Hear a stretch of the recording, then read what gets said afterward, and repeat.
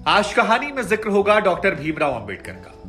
वो भीमराव अंबेडकर जिन्होंने 9 भाषाओं का ज्ञान रहा, 32 डिग्रियां ली, कभी स्कूल में जाने से रोका गया तो देश के पहले कानून मंत्री बन गए, संविधान सभा के प्रमुख बने, संविधान निर्माता उन्हें कहा जाता है और एक बड़े सामाजिक सुधारक के तौर पर जिन्हें जाना जाता है। वो भीमराव अंबेडकर जिन्होंने ऊंच नीच जातिगत भेदभाव का सामना किया और फिर खुलकर इसका विरोध किया।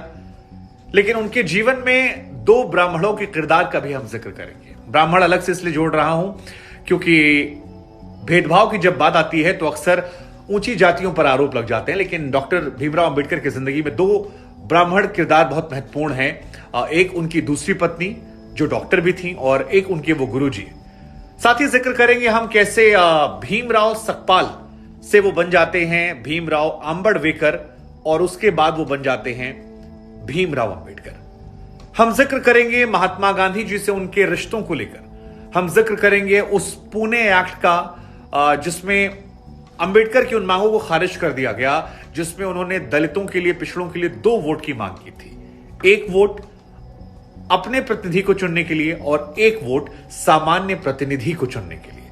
वो किस्सा क्या था, कैसे बेमन से उन्हें यह मानना पड़ा, ये सारी बातें आपको बताएंगे, इसलिए इस वीडियो को सुनिएगा और शेयर जरूर। मां का नाम भीमाबाई और पिताजी का नाम रामजी मालोजी सकपाल। डॉक्टर अंबेडकर जो हैं वो महार जाति में पैदा हुए थे और इस जाति को लेकर कहा जाता है कि उस दौर में ये एक ऐसी जाति थी जो उपेक्षित जाति थी।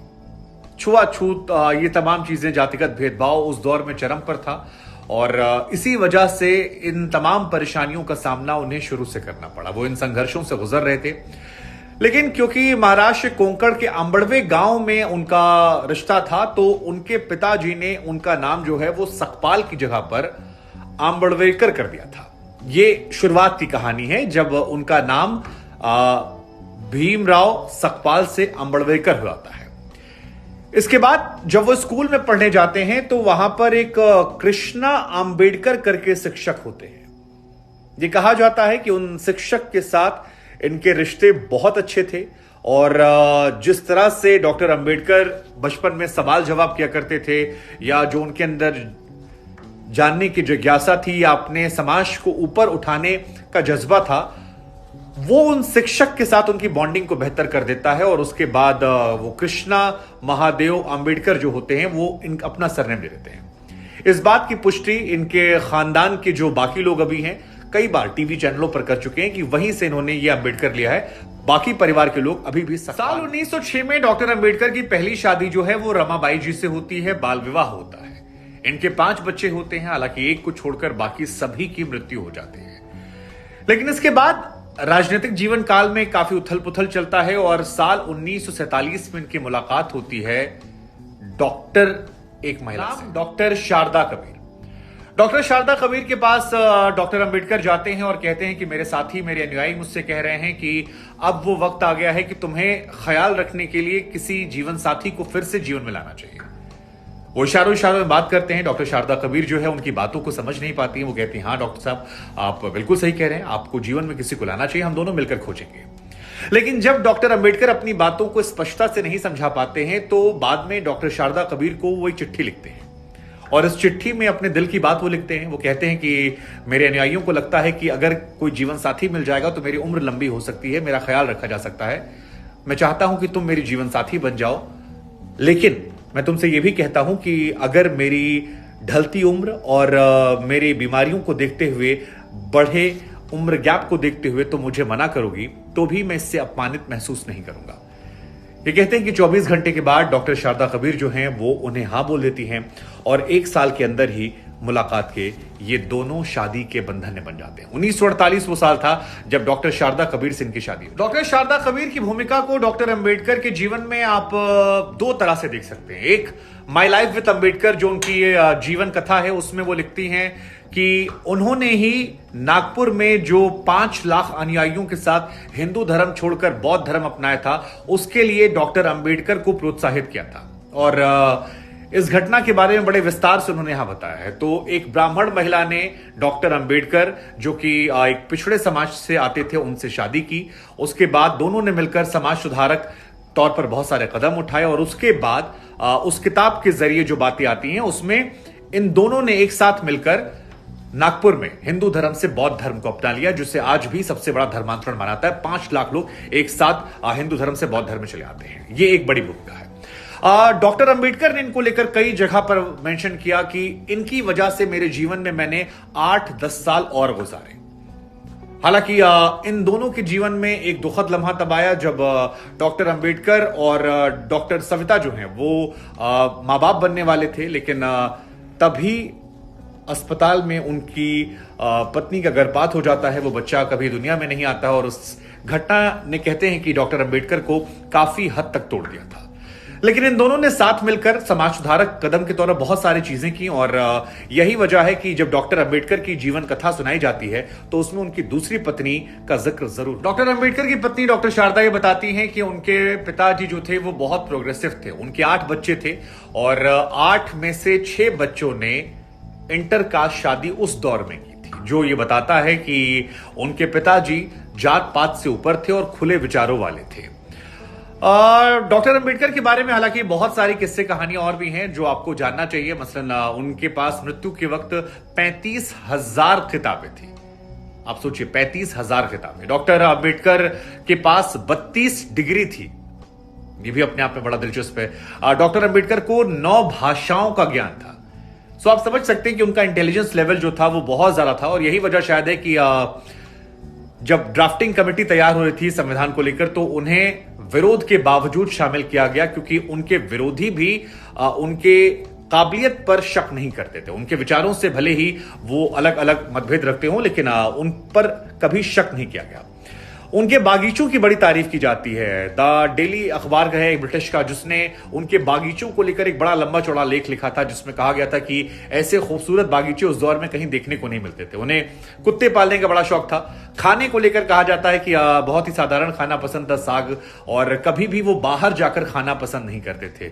उनके जीवन को 2 हिस्सों में देखा गया, एक उनकी पहली पत्नी के साथ, एक उनकी दूसरी पत्नी के साथ। लेकिन किस्सा गांधी जी के साथ भी है जो आपको जानना चाहिए। डॉक्टर अंबेडकर का पूरा जीवन जो था वो दलितों के उत्थान में लगा रहा। अछूतों को वो आगे बढ़ावा देते रहे और उनकी कोशिशों का असर था कि साल 1909 में अछूत समाज के लिए उस दौर में आरक्षण के प्रावधान को पहली बार लगाया गया। लेकिन डॉक्टर अंबेडकर को लगता था कि ये लड़ाई यहीं पर खत्म नहीं होती। इसके लिए उन्होंने और कोशिशें की और अगली कोशिश थी दलितों को 2 वोट देने का अधिकार दिलाने, अलग से निर्वाचन क्षेत्र बनाने के लिए। डॉक्टर अंबेडकर की कोशिशों का असर यह था कि 16 अगस्त साल 1932 को अंग्रेजों ने इसे लागू कर दिया और ये डॉक्टर अंबेडकर को लगता था कि दलितों के उत्थान में एक बहुत बड़ा कदम हो सकता है।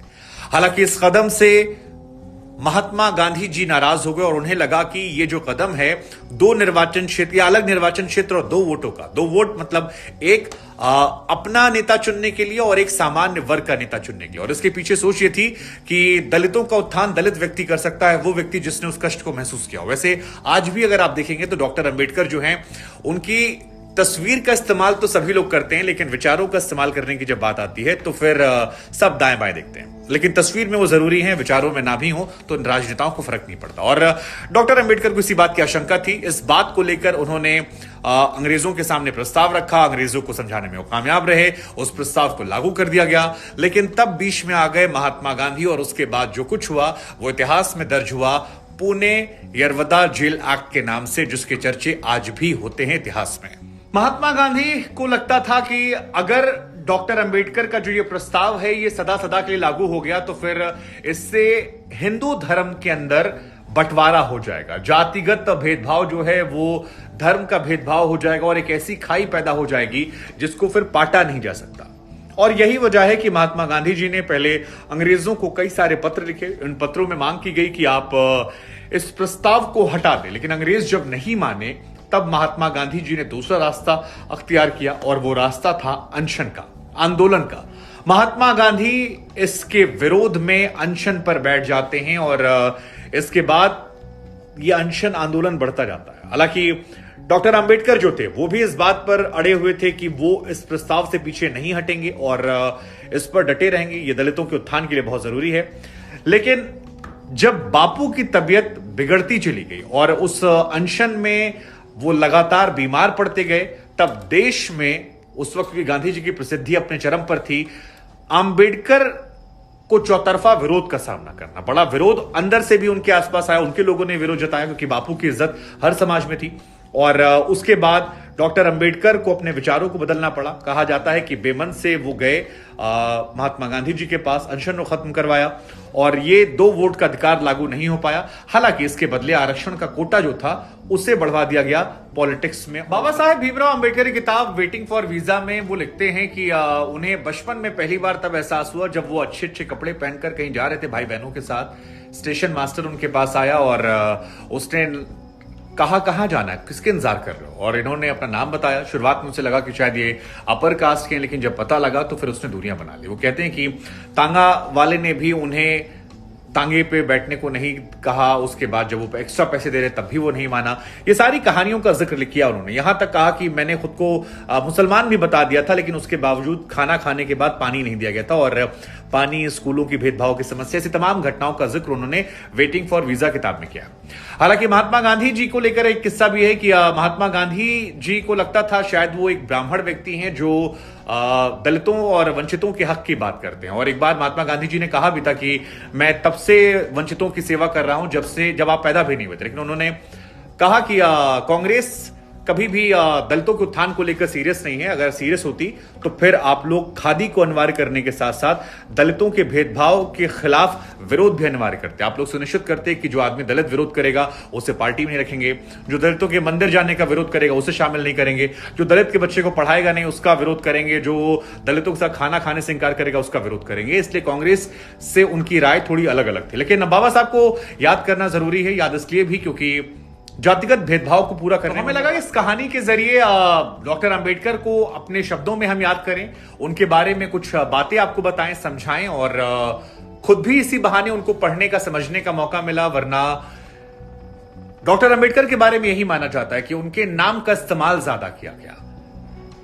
उनके नाम का इस्तेमाल सभी करते हैं, उनकी तस्वीर का इस्तेमाल सब करते हैं, लेकिन उनके विचारों का इस्तेमाल लोग कम करते हैं। अब डॉक्टर अंबेडकर मौजूदा दौर में वोट बैंक की वजह से जरूरी हो गए हैं, लेकिन उनके विचार जो हैं वो आज भी प्रासंगिक हैं। कई बार मैं या मेरे समाज से आने वाले लोग जब कहते हैं कि जातिगत भेदभाव नहीं है या ऐसी चीजें हैं, या मैं कई बार कहता हूं कि यार जात में हम लोग को नहीं बंटना चाहिए, तो मुझे कई बार उस समाज से आने वाले लोगों ने हल्के फुल्के अंदाज में कहा कि सर आप ये इसलिए कह सकते हैं क्योंकि आपने अपने नाम की वजह से विरोध नहीं सहा।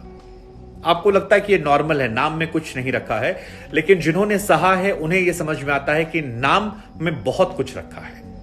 ये बात पहली बार जब मैंने सुनी तो मेरे दिल में घर कर गई, और उसके बाद कई किस्से कहानियां सुनी।